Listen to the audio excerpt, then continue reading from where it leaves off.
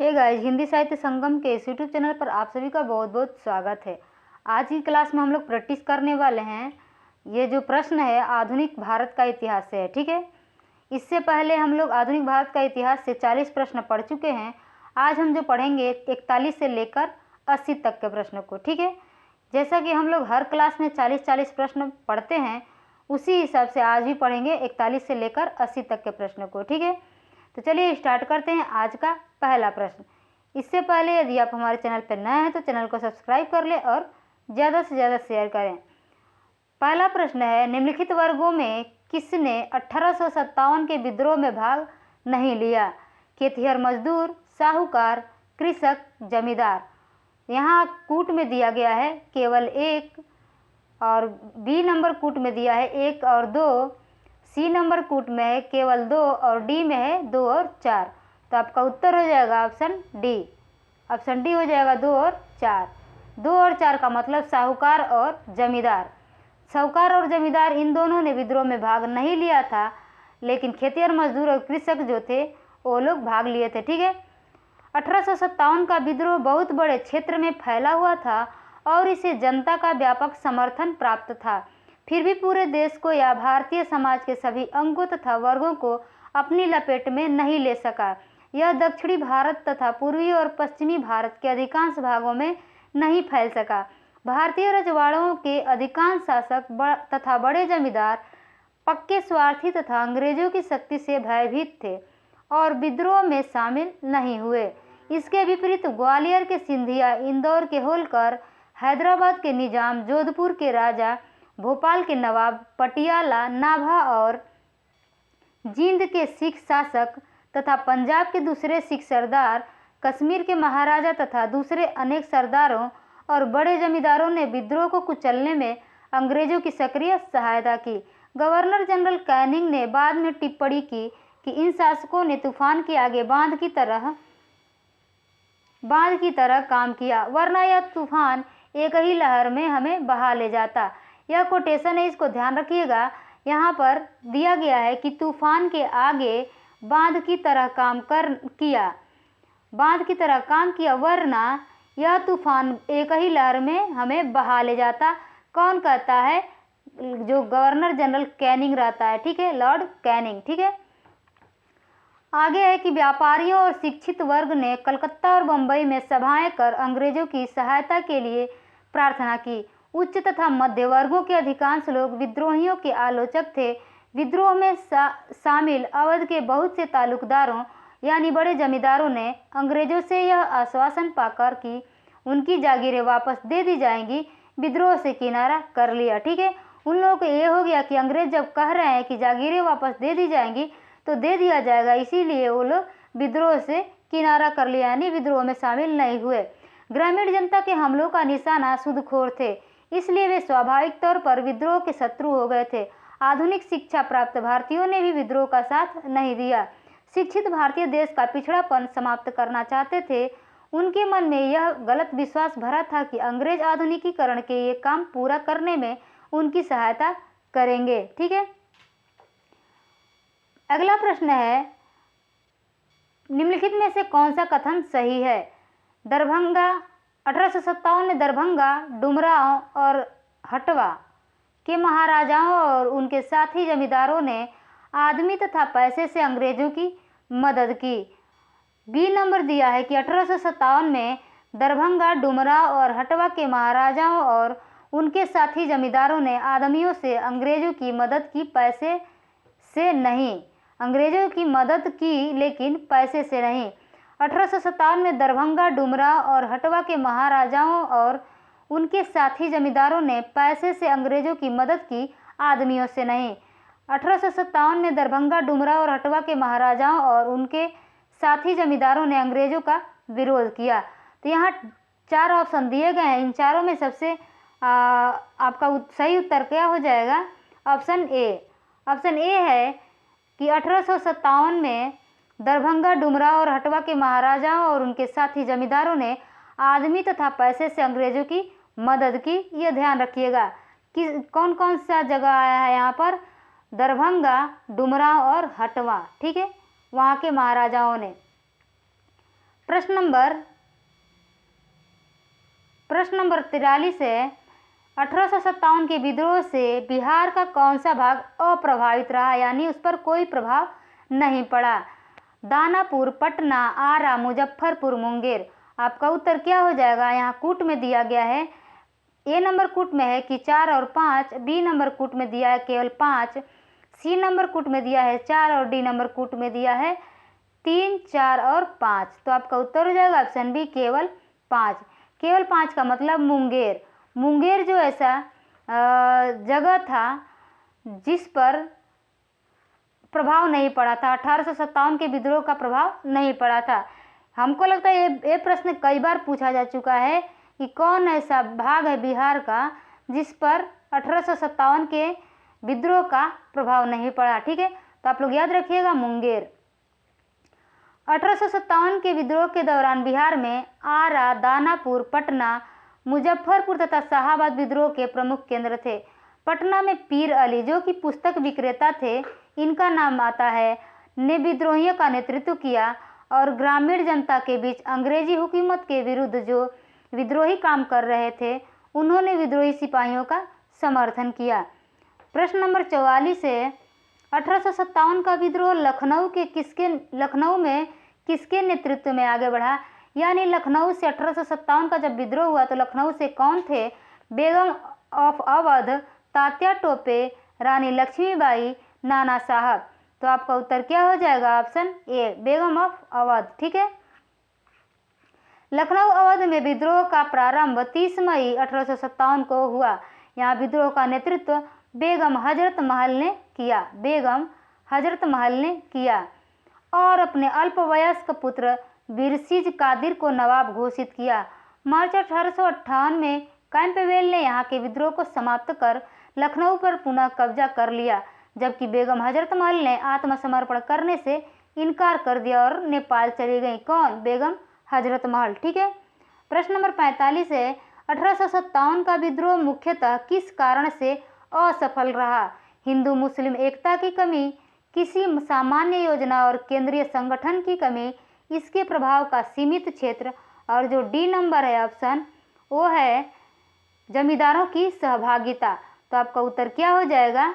आपका उत्तर हो जाएगा किसी सामान्य योजना और केंद्रीय संगठन की कमी। Option B is right answer. ठीक है, आपका उत्तर हो जाएगा ऑप्शन बी, किसी सामान्य योजना और केंद्रीय संगठन की कमी, इसी के कारण जो है 1857 का विद्रोह असफल रहा। ठीक है, आगे बढ़ते हैं। 1857 के विद्रोह की असफलता का मुख्य कारण किसी सामान्य योजना एवं केंद्रीय संगठन की कमी थी। विद्रोहियों के नेताओं में कोई संगठन की भावना देखने में नहीं आई। 82 वर्षीय बहादुर शाह कमजोर था, उसके द्वारा विभिन्न सरदारों का आह्वान करना काफी नहीं था। साथ ही विद्रोहियों ने वीरता तो दिखाई और सरकार का विनाश करने पर वे तुले हुए भी प्रतीत होते थे, किंतु ऐसा करने के लिए उनके पास किसी सुनियोजित कार्यक्रम का पूर्ण अभाव था। उनमें अनुशासन की कमी भी थी। कभी कभी तो वे अनुशासित सेना के बजाय दंगाई भीड़ की तरह व्यवहार करते थे। विदेशी शासन के प्रति एक साझी घृणा को छोड़कर और कोई संबंध सूत्र नेताओं के बीच नहीं था। किसी क्षेत्र विशेष से ब्रिटिश सत्ता को उखाड़ फेंकने के बाद उन्हें पता भी नहीं होता था कि उसकी जगह किस प्रकार की राजनीतिक सत्ता या संस्थाएं स्थापित की जाएं। उनके पास एक भविष्योन्मुखी कार्यक्रम, सुसंगत विचारधारा, राजनीतिक परिप्रेक्ष्य या भावी समाज और अर्थव्यवस्था के प्रति एक स्पष्ट दृष्टिकोण का अभाव था। प्रश्न नंबर 46 है, कथन क और कारण का दिया गया है। ठीक है, कथन क में कह रहा है कि 1857 में प्रथम स्वतंत्रता संग्राम ब्रिटिश सरकार से स्वतंत्रता प्राप्त करने में असफल रहा। कारण का कह रहा है, बहादुर शाह जफर के नेतृत्व को जन सहयोग नहीं मिला था और अधिकांश महत्वपूर्ण रियासतों के शासक उनका साथ देने में कतरा गए। नीचे दिए गए कोट में सही उत्तर चुनिए। यहाँ दिया गया है ऑप्शन ए में कि दोनों क और का सत्य है और का सही स्पष्टीकरण है। तो आपका उत्तर ऑप्शन ए हो जाएगा। आपका उत्तर ऑप्शन ए हो जाएगा, क्योंकि यहाँ पर जो दोनों कारण और कथन है दोनों सही है। ठीक है, दोनों सही है। 1857 के विद्रोह का स्वरूप मुख्यतः सामंतवादी था, जिसमें कुछ राष्ट्रवाद के तत्व विद्यमान थे।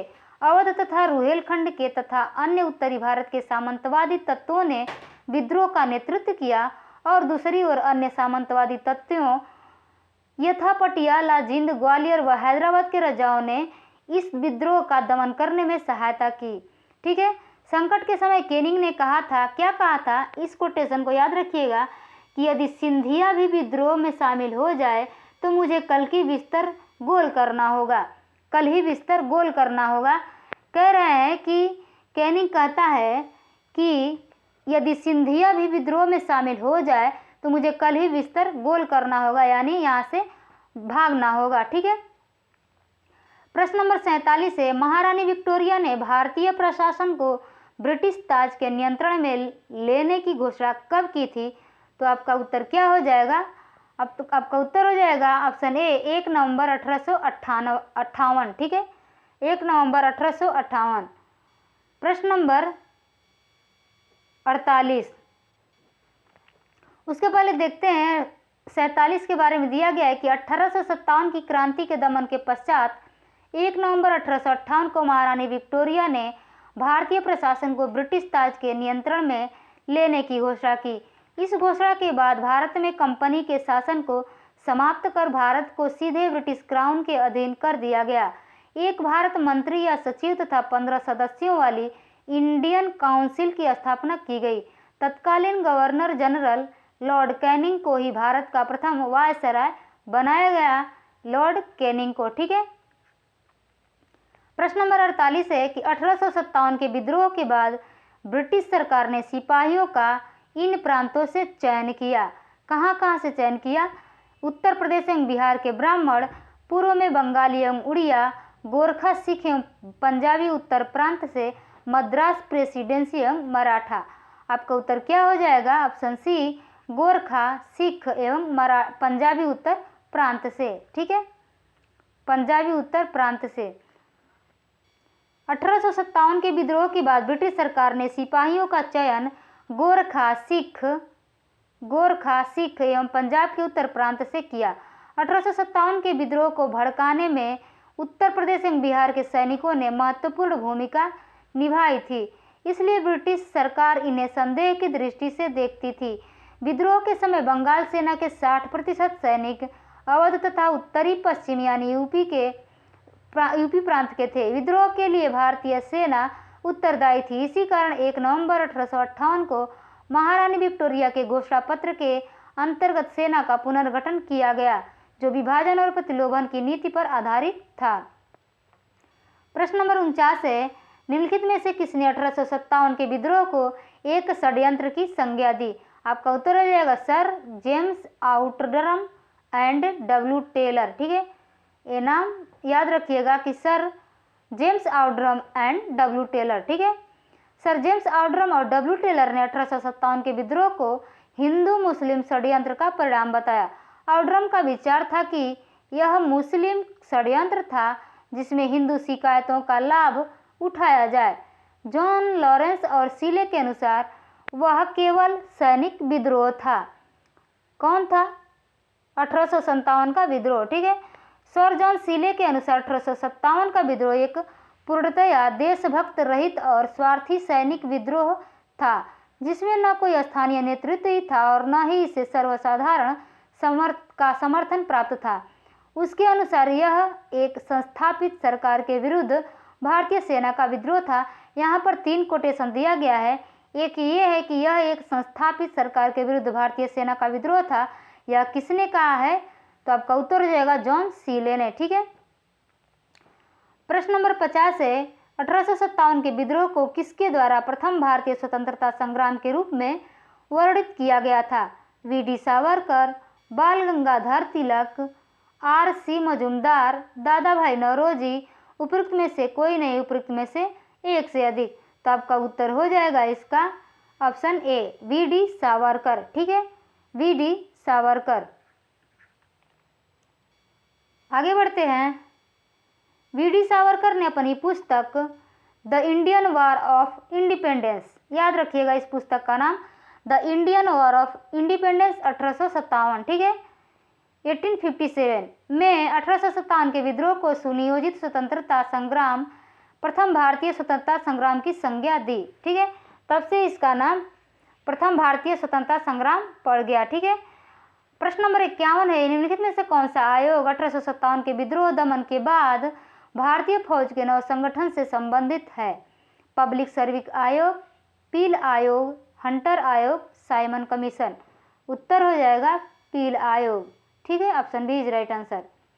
1857 के विद्रोह के दमन के बाद ब्रिटिश सरकार ने भारतीय फौज के नव गठन के लिए पील आयोग का गठन किया, जिसने सेना के रेजिमेंटों को जाति, समुदाय और धर्म के आधार पर विभाजित किया। यूरोपीय सैनिकों की संख्या जो 1857 से पूर्व 45,000 थी, अब 65,000 कर दी गई तथा भारतीय सैनिकों की संख्या 2,38,000 से घटाकर 1,40,000 कर दी गई। बंगाल में यूरोपीय सैनिकों का भारतीय सैनिकों से 1:2 का अनुपात रखा गया, जबकि मद्रास तथा बंबई में यह अनुपात 1:3 रखा गया, ठीक है। प्रश्न नंबर 52 है, नील विद्रोह किसके बारे में था? नील विद्रोह कई बार पूछा जाता है, ठीक है। रैयत नील की खेती नहीं करना चाह रहे थे पर जबरदस्ती करवाई जा रही थी। रैयत नील की खेती करना चाह रहे थे पर उन्हें जबरदस्ती रोका जा रहा था। रैयत नील की खेती नहीं करना चाह रहे थे पर उनसे एक अमान्य मूल्य पर जबरदस्ती करवाई जा रही थी। यही आपका उत्तर हो जाएगा ऑप्शन सी कि रैयत नील की खेती नहीं करना चाहते थे पर उनसे एक अमान्य मूल्य पर जबरदस्ती करवाई जा रही थी, ठीक है। 1859-60 ईस्वी में बंगाल के नादिया जिले के गोविंदपुर में विष्णु विश्वास और दिगंबर विश्वास के नेतृत्व में नील बागान मालिकों के विरुद्ध हुआ, ठीक है। दोनों लोगों का नाम है विष्णु विश्वास और दिगंबर विश्वास। यह आंदोलन नील विद्रोह के नाम से जाना जाता है। विद्रोह का मूल कारण ददनी प्रथा थी। ददनी प्रथा को याद रखिएगा।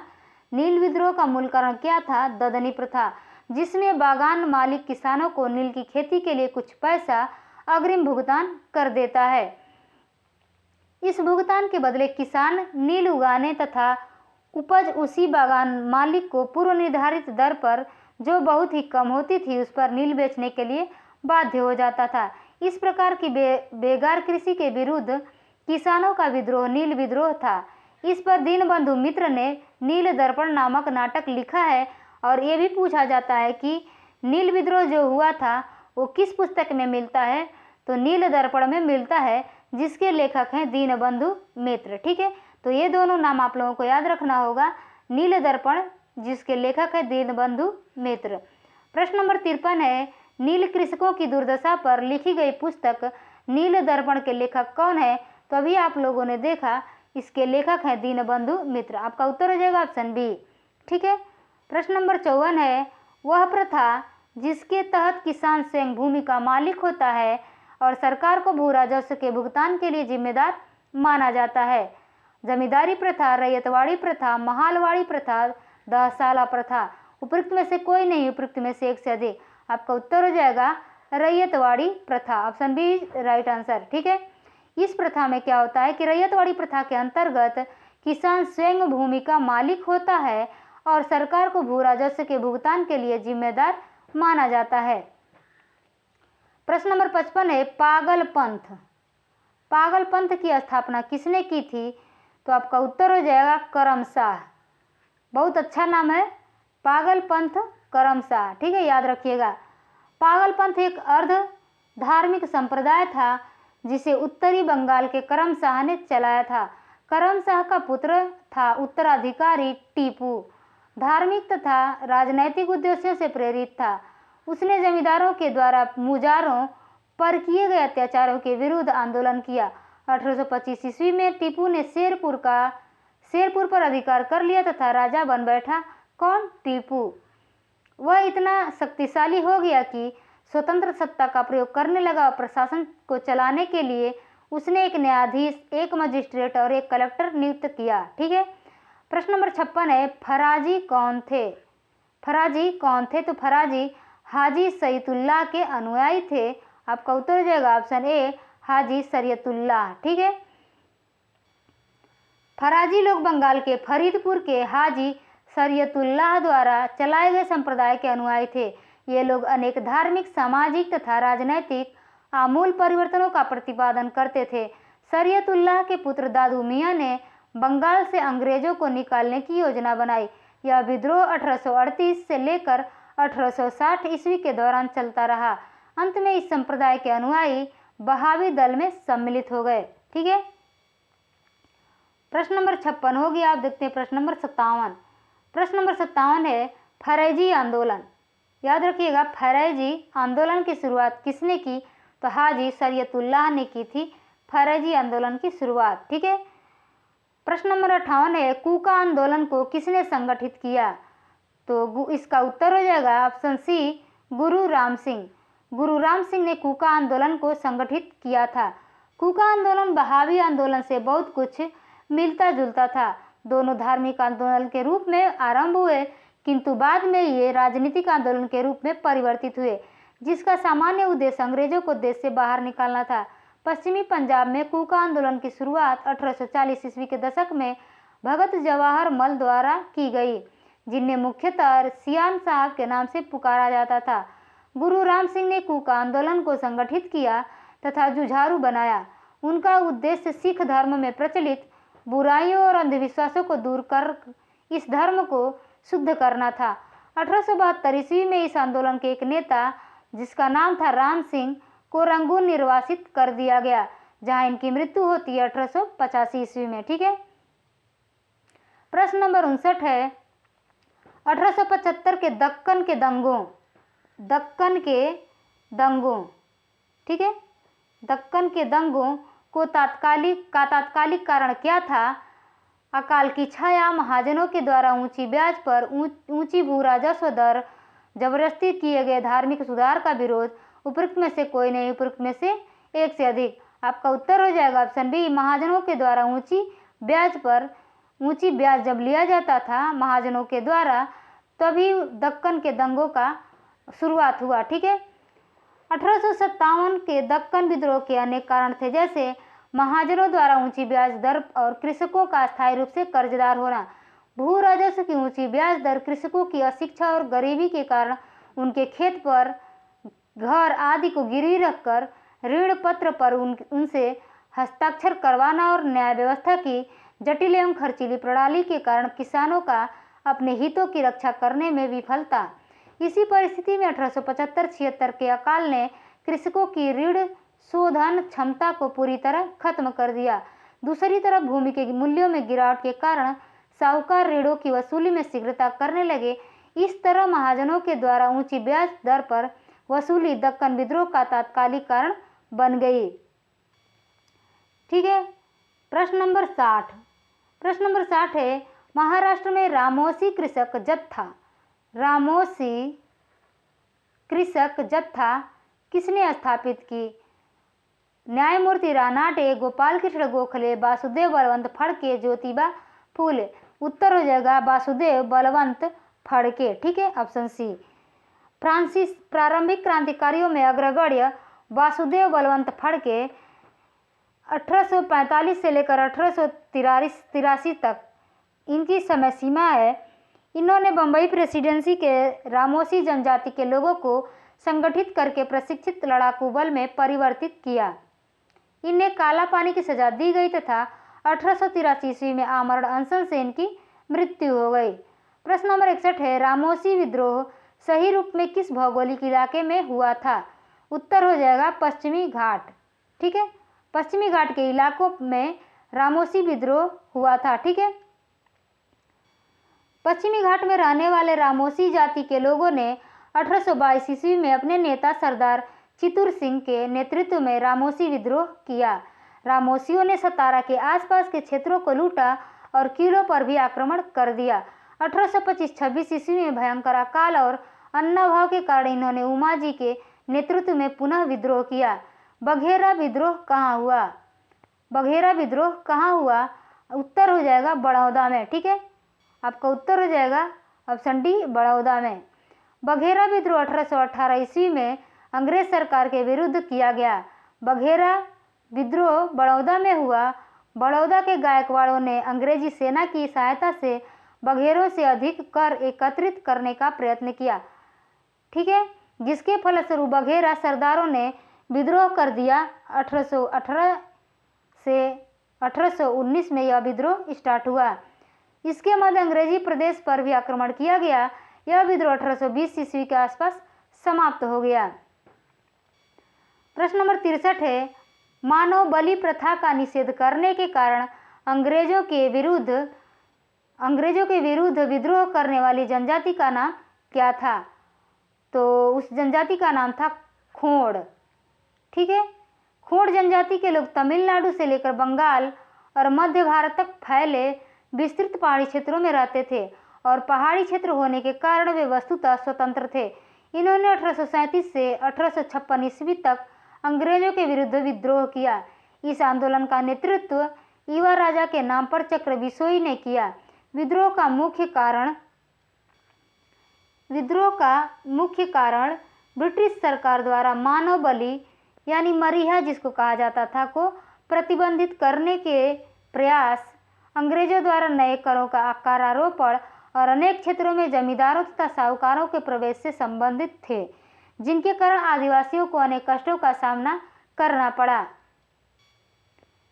अंग्रेजों ने एक मरीहा एजेंसी गठित की जिसके विरुद्ध खोड़ों ने विद्रोह किया, परंतु 1855 ईस्वी में चक्र बिसोई लुप्त हो गया, जिसके बाद यह आंदोलन समाप्त हो गया। प्रश्न नंबर 64 है, छोटा नागपुर जनजाति विद्रोह कब हुआ था? छोटा नागपुर जनजाति विद्रोह कब हुआ था?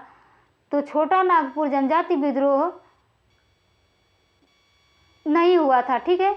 यहाँ ये प्रश्न आपका डिलीट माना जाएगा, ठीक है। 1807 से 1807 दिया है, 1820 दिया है, 1858 से 59 दिया है, 1889 दिया है, ठीक है। बढ़ते हैं अगले प्रश्न की तरफ। प्रश्न नंबर 65, 1855 ईस्वी में संथालों ने किस अंग्रेज कमांडर को हराया था? उत्तर हो जाएगा मेजर बारो को, ठीक है। मेजर बारो को हराया था। 1855 ईस्वी में संथालों ने भागलपुर क्षेत्र के भोगनाडीह तालुके में विद्रोह कर दिया था। इन्होंने एक साथ पुलिस और दीकुओं पर आक्रमण किए थे, जिसका नेतृत्व सिद्धो कान्हो चांद और भैरव ने किया था। संथाल विद्रोह को दबाने के लिए मेजर बारो के नेतृत्व में एक सेना भेजी गई, जिसे पीर पैंती के युद्ध में संथालों ने हरा दिया था। प्रश्न नंबर 66 है, 1855 में संथाल विद्रोह का नेतृत्व किसने किया था? सिद्धो और कान्हू ने, बुधू भगत और तेजा भगत ने, मूलू मालिक और जोधा मालिक ने, मदारी पासी और सहदेव ने उपयुक्त में से कोई नहीं, उपयुक्त में से एक से अधिक। उत्तर हो जाएगा आपका ऑप्शन ए, सिद्धो और कान्हू ने, ठीक है, सिद्धो और कान्हू ने।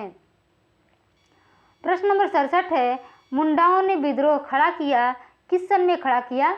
तो 1895 ईस्वी में, ठीक है। मुंडाओं ने विद्रोह 1895 में खड़ा किया था। मुंडा आदिवासियों का विद्रोह 1899 से लेकर 1900 के बीच हुआ। इसका नेतृत्व बिरसा मुंडा ने किया। मुंडा जाति में सामूहिक खेती का प्रचलन था, लेकिन जागीरदारों, ठेकेदारों, बनियों और सूदखोरों ने सामूहिक खेती की परंपरा पर हमला बोला। मुंडा सरदार 30 वर्ष तक सामूहिक खेती के लिए लड़ते रहे, किंतु विकल्प में निकटतम उत्तर 1895 दिया है, ठीक है। प्रश्न नंबर 68 है, उल गुलान विद्रोह किससे जुड़ा था? उत्तर हो जाएगा बिरसा मुंडा से जुड़ा था। Option D right answer. Munda विद्रोह उल गुलान महान हलचल के नाम से जाना गया। यह विद्रोह इस अवधि का सर्वाधिक प्रसिद्ध आदिवासी विद्रोह था। मुंडों की पारस्परिक भूमि व्यवस्था खूंट कट्टी या मुंडारी का जमींदारी या व्यक्तिगत भूस्वामित्व वाली भूमि व्यवस्था में परिवर्तन के विरुद्ध मुंडा विद्रोह की शुरुआत हुई, लेकिन कालांतर में बिरसा ने इसे धार्मिक राजनीतिक आंदोलन का रूप प्रदान किया। मुंडा आदिवासियों का विद्रोह 1899 से 1900 के बीच स्टार्ट हुआ। 1895 ईस्वी में बिरसा ने अपने आप को भगवान का दूत घोषित किया, ठीक है, भगवान का दूत घोषित किया और हजारों मुंडाओं का नेता बन गया, ठीक है। उसने कहा कि दीकुओं, गैर आदिवासियों को दीकुओं के नाम से जाना जाता था, उससे हमारी लड़ाई होगी और उनके खून से जमीन इस तरह लाल होगी जैसे लाल झंडा। कौन कहता है? बिरसा मुंडा। ठीक है। 1899 ईस्वी में क्रिसमस की पूर्व संध्या पर बिरसा ने मुंडा जाति का शासन स्थापित करने के लिए विद्रोह का ऐलान किया। लगभग 6000 मुंडा तीर तलवार तथा कुल्हाड़ी लेकर बिरसा के साथ हो लिए, लेकिन बिरसा मार्च 1900 के शुरू में गिरफ्तार कर लिया गया और जून में वह जेल में मर गया। विद्रोह कुचल दिया गया पर बिरसा अमर हो गया। प्रश्न नंबर 69 है, बिरसा मुंडा का कार्य क्षेत्र कौन सा था? उत्तर हो जाएगा आपका रांची। ठीक है, रांची। बिरसा मुंडा का कार्य क्षेत्र रांची से लेकर भागलपुर तक था। बिरसा मुंडा का मुख्य उद्देश्य जनजातियों में समाज सुधार करना एवं इन्हें ब्रिटिश सत्ता से दूर रखना था। बिरसा ने अनेक देवी देवताओं, जो कि बोंगा वो लोग कहते थे, उसकी पूजा को छोड़कर वे अनुयायियों से एक ईश्वर सिंह बोंगा, ठीक है, की पूजा करने का आह्वान किया। मुंडा विद्रोह को दबाने के लिए ब्रिटिश सरकार ने सैनिक शक्ति का प्रयोग किया। प्रश्न नंबर 70 है, 1899 से 1900 ईस्वी की मुंडा क्रांति का जो नेता था वह कौन था? सिद्धू, बूढ़ा भगत, बिरसा मुंडा और शंभुदान। अभी इसकी चर्चा इसके पिछले प्रश्न में हुई है। इसका उत्तर हो जाएगा ऑप्शन सी, बिरसा मुंडा। बिरसा मुंडा किसके पक्ष में थे? उत्तर हो जाएगा झारखंड के पक्ष में थे। Option A is right answer. Birsa Munda Jharkhand के पक्ष में थे। यद्यपि बिरसा मुंडा का आंदोलन असफल हो गया और झारखंड राज्य की स्थापना अधूरी रह गई।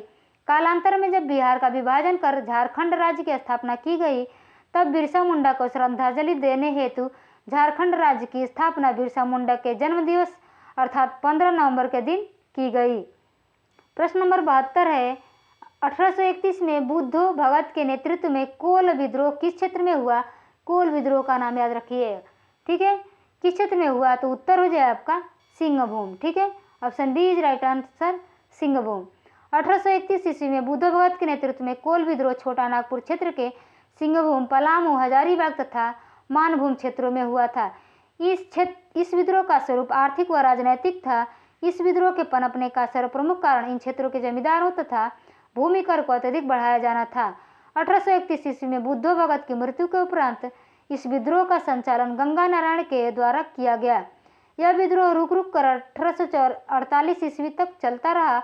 अंततः ईस्ट इंडिया कंपनी द्वारा इस विद्रोह का दमन कर दिया गया। प्रश्न नंबर 73 है, हौज विद्रोह हुआ था। कब हुआ था हौज विद्रोह? 1820 से 1821 के दौरान हौज विद्रोह हुआ था। Option C is right answer. प्रश्न नंबर 74 है, किस स्थान पर आदिवासियों ने अंग्रेजों के खिलाफ विद्रोह किया था?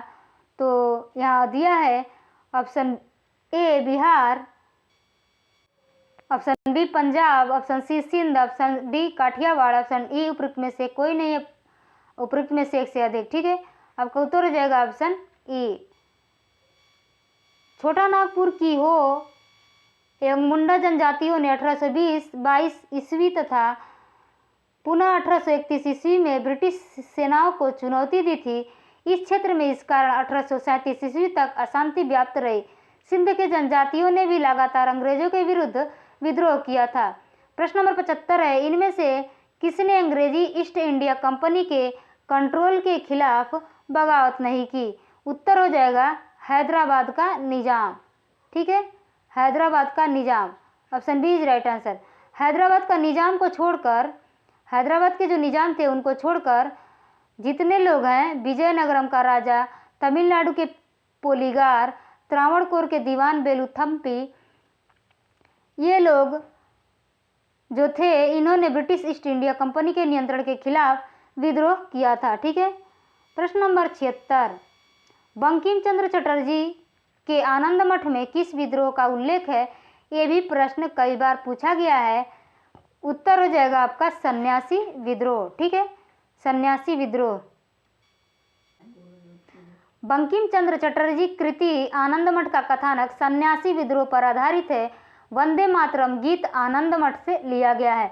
और ये जो क्वेश्चन है 76 नंबर, ये इस बार जो बीपीएससी द्वारा एग्जाम लिया गया था उसमें जो जीएस के प्रश्न थे उसमें यह प्रश्न पूछा गया प्रश्न है। ठीक है, इसीलिए हम कह रहे हैं कि ज़्यादा इधर उधर ना चलकर जितने भी बीपीएससी द्वारा एग्जाम लिए गए पीसीएस का, उसका जो पीवाईक्यू है उसको आप लोग सॉल्व कर लेंगे तो आप लोगों का काम हो जाएगा। ठीक है, अगला प्रश्न है प्रश्न नंबर 77।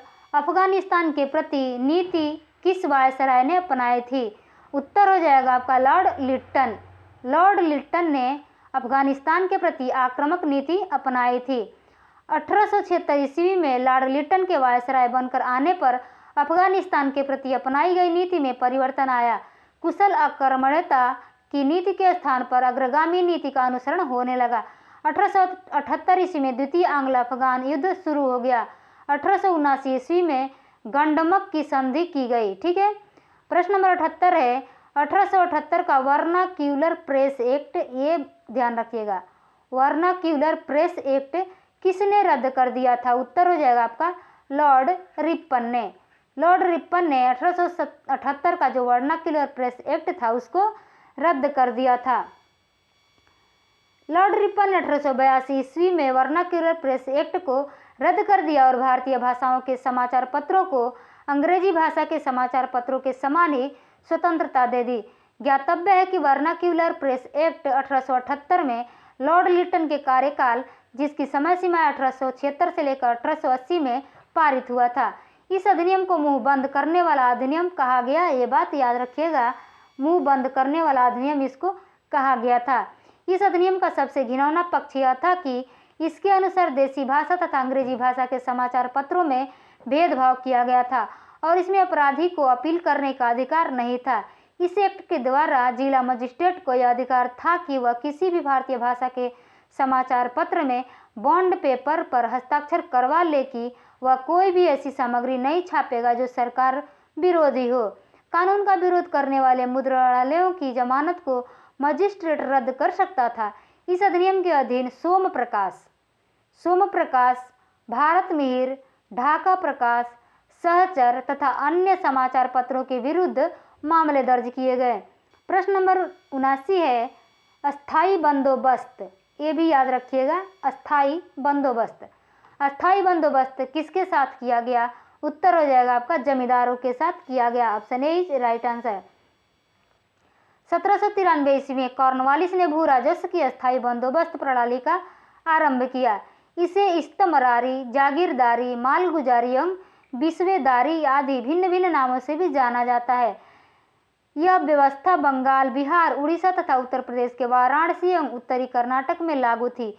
इसके अंतर्गत समूचे ब्रिटिश भारत के क्षेत्रफल का लगभग 19% हिस्सा शामिल था। इस व्यवस्था के अंतर्गत जमींदारों के एक नए वर्ग को भूस्वामी घोषित कर दिया गया, जिसे भूमि के लगान का 10/11 भाग कंपनी को देना था तथा 1/11 भाग अपनी सेवाओं के लिए अपने पास रखना था। अस्थायी बंदोबस्त के अंतर्गत जमींदार छोटे पूंजीपति भद्र नवाब थे। ये बहुत ही इम्पोर्टेंट है, इसको याद रखिएगा। ठीक है कि जो अस्थाई बंदोबस्त था, ये भी पूछता है कि अस्थाई बंदोबस्त में जो भूमि का लगान था कितना भाग कंपनी को देना होता था और कितना भाग अपने पास रखना होता था। ठीक है, तो अक्सर लोग यही सोचेंगे कि देने वाला थोड़ा कम हो, लेकिन यहाँ कुछ उल्टा है। 10 भाग जो था वो कंपनी को देना था और जो 1 भाग था वो अपने पास रखना था। ठीक है, बढ़ते हैं अगले प्रश्न की तरफ। प्रश्न नंबर 80। प्रश्न नंबर 80 है कि बिहार में परमानेंट सेटलमेंट लागू करने का कारण था जमींदारों का जमीन पर अधिकार न रहना। जमींदारों के लिए जमीन पर वंश परंपरागत अधिकार को स्वेच्छा से हस्तांतरित करने का अधिकार, भू राजस्व का राजस्व निर्णय करना, जमींदारी प्रथा का निर्मूलन। उत्तर हो जाएगा आपका ऑप्शन सी, भू राजस्व का राजस्व निर्णय करना बिहार में जो परमानेंट सेटलमेंट था वो लागू करने का कारण था। लॉर्ड कॉर्नवालिस के समय भू राजस्व व्यवस्था आरंभ में 10 वर्षीय व्यवस्था के रूप में 1790 ईस्वी में लागू की गई थी, जो 22 मार्च 1793 को परमानेंट सेटलमेंट यानी अस्थायी बंदोबस्त के रूप में स्थापित हुई। इस व्यवस्था को बिहार में लागू करने का कारण जमींदारों के लिए जमीन पर वंश परंपरागत अधिकार को स्वेच्छा से हस्तांतरित करना तथा मूल कारण कंपनी के लिए भू राजस्व की एक निश्चित राशि तय करना था। तो इस तरह से हम लोगों ने आज की क्लास में 40 प्रश्नों का अभ्यास कर लिए और फिर उसी तरह से अगली क्लास में हम लोग फिर 40 प्रश्न पढ़ेंगे। ठीक है, तो आज के लिए बस इतना ही। मिलते हैं अगले क्लास में, तब तक के लिए धन्यवाद।